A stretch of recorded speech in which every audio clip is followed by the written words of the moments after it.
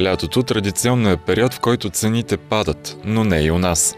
Успоредно с повишаването на температурите растат и те. А след като държавата не успя да се пребори с тази тенденция при тока и горивата, вниманието сега се насочи към храните. От Държавната комисия по стоковите борси и тържищата отново регистрираха поскъпване на основни продукти като захар, олио и брашно, което е достатъчно тревожен факт. Затова от Министерство на земеделието и храните запретнаха ръкави и се заеха с укротяването на цените.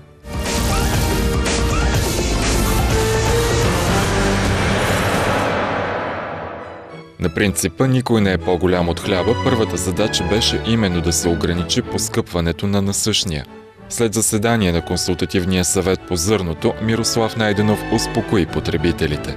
Няма да има драстично поскъпване в рамките на стотинки, свързано с по-високата цена на пшеницата. Е нещо, което не поставя под заплаха нито пазара, нито социалния мир, както се казва в държавата. Фактори, които обаче налагат поскъпването му, не липсвали. По-високата цена на тока и особено ръста в цената на зърното на световните пазари. Така дори в момента килограм хляб Добруджа би трябвало да е с 50 стотинки по-скъп, изчисляват производителите. Ако килограм зърно струва 45 стотинки, килограм брашно трябва да струва 90 стотинки. А килограм хляб трябва да струва 45 по 4, 1,80.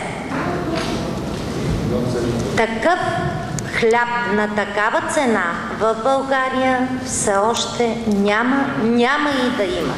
Причина за оптимизма на държавата е по-добрата реколта от пшеница тази година. Количествата се оказват по-големи от прогнозираното. Но за сметка на това добивите от царевица и слънчоглед са по-малки, което пък ще се отрази на животновъдите и млекопроизводителите заради поскъпването на фуража. А всеки знае какво означава това – поскъпване на месото и млечните продукти.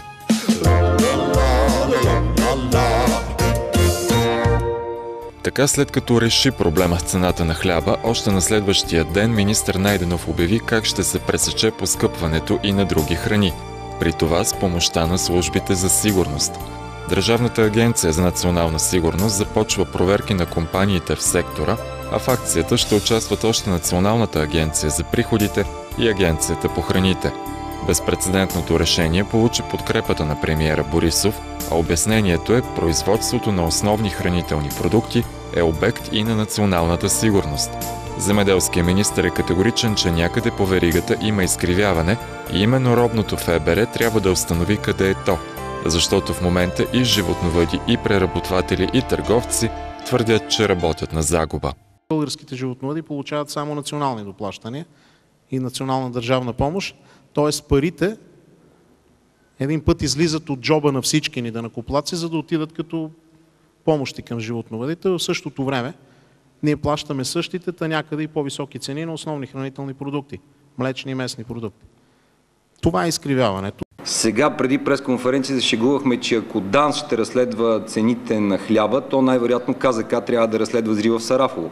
Това е невъзможно да се управлява. Не знаеш кое за какво служи. Тежката артилерия на държавата в областта на сигурността, каквато е ДАНС, се занимава, с връбчета, с мандри, с производители на сирене и т.н. Пълен хаос в държавата. Пълно объркване на това кой с какво трябва да се занимава. Критиките обаче не притесниха управляващите и само ден по-късно министър Найденов оповести още една нова мярка. В рамките на 3 месеца търговци няма да увеличават цените на 10 хранителни продукта от първа необходимост. Макар и в разрез с пазарната икономика, споразумението получи веднага подкрепата на 3 от големите хранителни вериги. Продуктите, които влизат в тази социална потребителска кошница, са хляб, кисело и прясно мляко, сирене, масло, кашкавал, пилешко и свинско месо, яйца и кренвирши, произведени в България. А обвиненията към правителството са, че така се нарушава закона и се създава картел под егидата и натиска на държавата.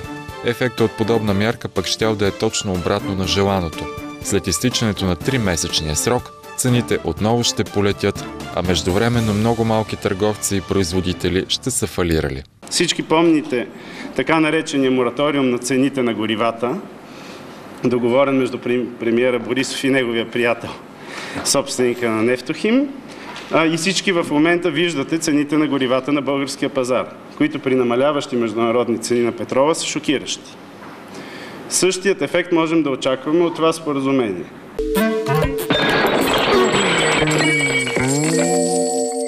На фона на мерките за овладяване на ценовия скок се появиха поредните тревожни данни за родната икономика. Потреблението продължава да се свива, ядем все по-евтини храни, намалява дори консумацията на хляб.